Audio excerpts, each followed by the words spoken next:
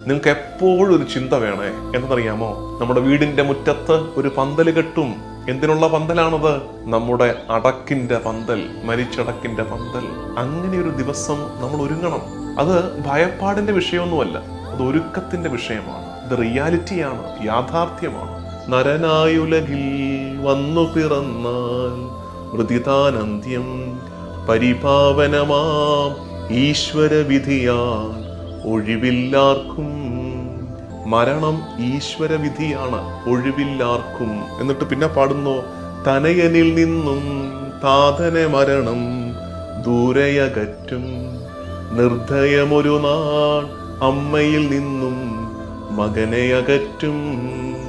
അമ്മയിൽ നിന്ന് മകനെ, അപ്പനിൽ നിന്ന് സുതനെ ഒക്കെ അകറ്റും മരണം. നമ്മുടെ പ്രിയപ്പെട്ടവരെന്ന് കരുതിയിരിക്കുന്നവരൊക്കെ അകന്നു പോകാനുള്ളവരാണ്, മരണത്തിൽ യാത്ര പോകാനുള്ളവരാണ്. അതുകൊണ്ട് ആ മരണത്തെക്കുറിച്ചൊരു ഒരുക്കമുണ്ടാകണം. കൈകൾ ചലിക്കിൽ, അധരമനങ്ങിൽ, ഇനിയൊരു നാളും.